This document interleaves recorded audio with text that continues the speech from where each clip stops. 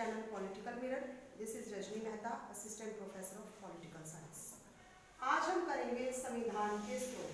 पिछले वीडियो में हमने किया था कि संविधान कैसे बना, संविधान को बनाने में कितना समय लगा और क्या क्या प्रोसीजर, क्या क्या स्टेप संविधान बनाने में आए। आज हम करेंगे संविधान के स्रोत। सबसे पहले आप देखिए स्रोत का मीनिंग क्या होता है। स्रोत क्या होता है? स्रोत का मतलब होता है किसी नदी का उद्गम स्थान। उद्गम स्थान कि किसी भी चीज की उत्पत्ति कहाँ से हुई, कोई भी चीज कहाँ से आई। तो अब ये क्वेश्चन उठता है कि हमारा संविधान कहाँ से आया। हमारे संविधान के अंदर जितने भी उपबंध दिए गए हैं, जितना कुछ धाराएं दी गई हैं या कोई भी पद की व्यवस्था की गई है, वो कहाँ से आई। तो इसके लिए हमें देखना होगा कि संविधान में जो स्रोत आए वो दो तरह के आए। एक तो है जन्म संबंधी स्रोत और दूसरा है विकासवादी स्रोत। नाम से पता चल रहा है जन्म संबंधी स्रोत कि जब संविधान निर्माता संविधान का निर्माण कर रहे थे उस समय उसमें क्या क्या चीजें डाली गई। तो पहले हम करेंगे जन्म संबंधी स्रोत। सबसे पहला पॉइंट जन्म संबंधी का 1935 का अधिनियम। आपको पता भी होगा कि जब भारत आजाद नहीं हुआ था तो वो 1935 के अधिनियम पे चलता था और हमने 1935 की अधिकांश चीजें अपने संविधान के अंदर शामिल की क्योंकि हम उसका एक्सपीरियंस ले चुके थे, उसको प्रैक्टिकली लागू करके देख चुके थे और अब नई चीजों पे एक्सपेरिमेंट करना मीन्स समय की बर्बादी। इसलिए 1935 की अधिकांश चीजों को हमने भारत के संविधान में एज इट इज शामिल कर दिया था। वो कौन कौन सी चीजें थी? भारत के अंदर जो फेडरल सिस्टम चल रहा है, संघ शासन व्यवस्था चल रही है कि केंद्र और राज्य मिलकर जो देश को चला रहे हैं, संघात्मक शासन प्रणाली को चला रहे हैं, वो हमने ली थी 1935 के अधिनियम से।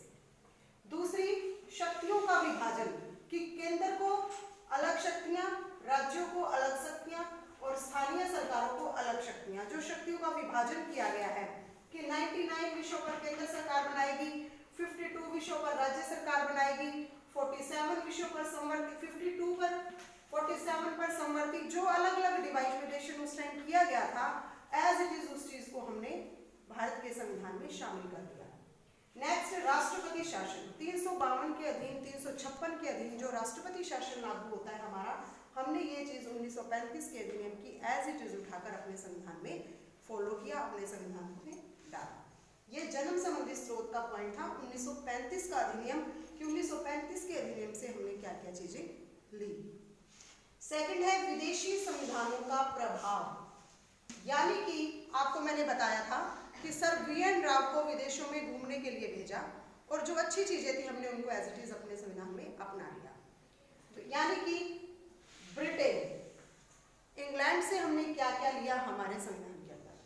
संसदीय शासन प्रणाली, आज जो हम संसदीय शासन प्रणाली को अपना रखा है भारत के अंदर, जिसमें संसद सर्वोच्च है, कार्यपालिका और व्यवस्थापिका में घनिष्ठ संबंध है, न्यायपालिका एक स्वतंत्र निकाय है, जो संसदीय शासन प्रणाली हमारे चल रही है वो हमने ब्रिटेन से ली। ये जो आपके क्वेश्चन आ रहे हैं ये आपके एग्जाम में आ सकते हैं, किसी भी कंपटीशन में इनमें सबसे ज्यादा क्वेश्चन आते हैं कि कौन सी व्यवस्था हमने कौन से देश से ली। पीछे वाले कोई भी आप कंपटीशन का पेपर उठाओगे आपको मिलेंगे। तो संसदीय शासन प्रणाली हमने ब्रिटेन से ली।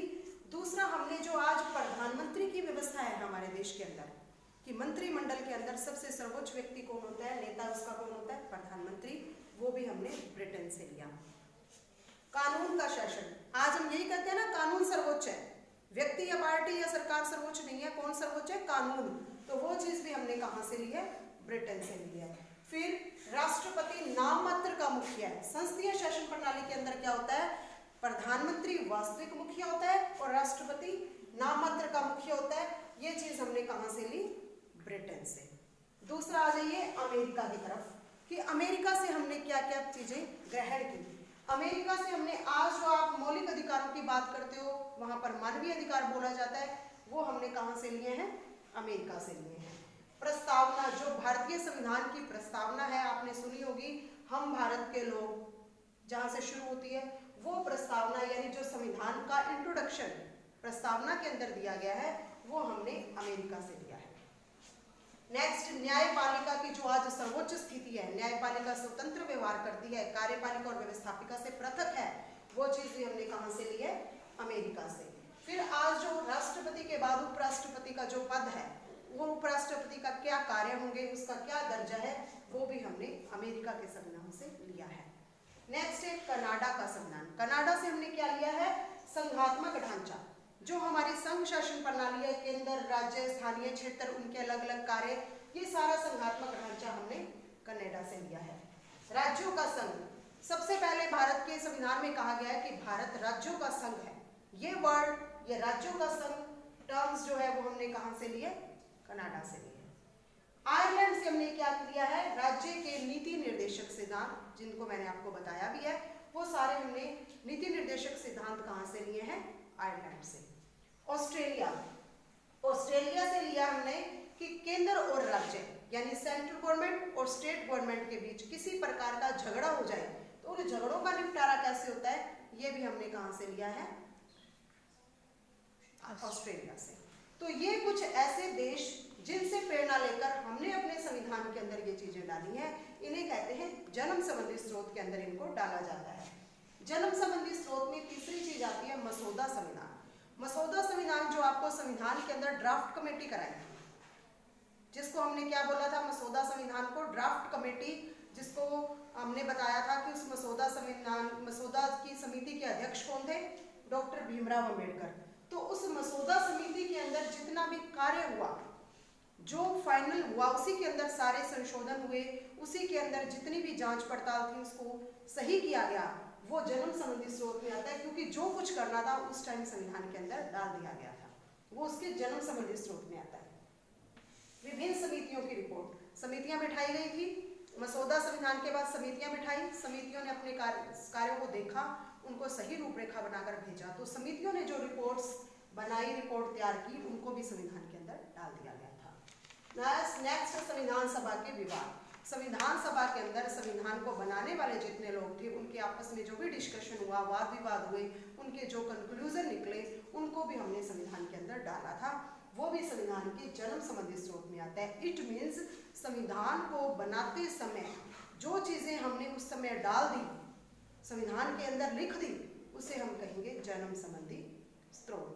अब बात आती है विकासवादी स्रोत। विकास नाम से ही पता चल रहा है कि जो चल रहा है तब से लेकर आज तक। देखिए, राजनीति विज्ञान या संविधान हमारा रुक तो नहीं गया, संविधान चल रहा है, संविधान के अंदर आज भी चेंजेस होते हैं, तो वो आते हैं विकासवादी स्रोत के अंदर।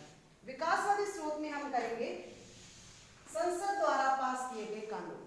देखिए, सरकार कानून बनाती है, कानूनों को पास भी करती है, तो वो जितने भी कानून हमारे रोज बनते आ रहे हैं, उनको भी हम किस में जगह दे देते हैं?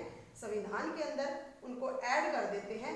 इसलिए हम उसको मानेंगे विकासवादी स्रोत के अंदर। जैसे संविधान ने कानून बनाया कि बच्चों को प्राथमिक शिक्षा देना अनिवार्य है, या दहेज प्रथा के लिए कोई कानून बना, या आतंकवादी विरोध के लिए कोई कानून बना, जमींदारी प्रथा के लिए कोई कानून बना, राष्ट्रीयकरण किया गया बैंकों का कोई कानून बना। जितने भी 1951 से लेकर अब तक कानून बन रहे हैं, वो हम संविधान के अंदर डाल रहे हैं, और वो किसके अंदर आते हैं? विकासवादी स्रोत के अंदर आते हैं। सेकंड, न्यायिक निर्णय। न्यायालयों के अंदर रोज निर्णय होते हैं, केस जाते हैं, वो भी किसके अंदर डाले जाते हैं? संविधान के अंदर डाले जाते हैं। उन निर्णयों के आधार पर हम आगे देश को चलाते हैं।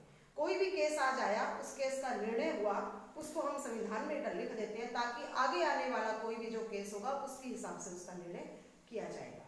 जैसे कि गोपालन बनाम केरल राज्य विवाद आया, मिनर्वा बिल विवाद आया, जिसमें कहा गया कि मौलिक अधिकारों, संविधान के मूल ढांचे में कोई चेंज नहीं किया जा सकता। कई ऐसे कानून आए जिनको संविधान में डाला, हर रोज हो रहे हैं, वो विकासवादी स्रोत के अंदर आते हैं। नेक्स्ट है संवैधानिक विशेषज्ञों के विचार। जो संविधान के एक्सपर्ट हैं, जो संविधान के ऊपर अपनी राय व्यक्त करते हैं, उन संवैधानिक विशेषज्ञों के विचार।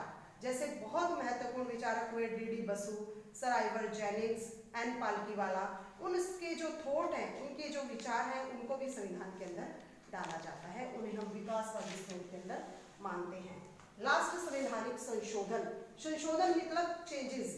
संविधान के अंदर हमने कोई चीज डाली और वो समय और के अनुकूल वो पुरानी पड़ गई, तो संविधान के अंदर चेंज भी होते हैं। जैसे कि मान लीजिए आपका शुरू से लेकर 1951 में पहला संशोधन हुआ था, जमींदारी प्रथा का उन्मूलन। फिर जैसे जो मताधिकार की आयु 18 से 21 की, 61वां संशोधन हुआ। 73-74 का पंचायती राज संशोधन हुआ। 52 का दल बदल विधेयक हुआ। तो बहुत सारे चेंजेस हो रहे हैं। 86 में शिक्षा का चेंज हुआ। तो ये सारे संशोधन हम किस में डालते हैं? संविधान में। इन्हें हम किस में कहते हैं? विकासवादी स्रोत में।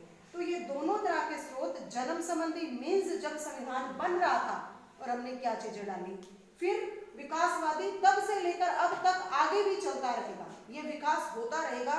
उनमें हम किनको लेते हैं? विकासवादी स्रोत में लेते हैं। Thank you.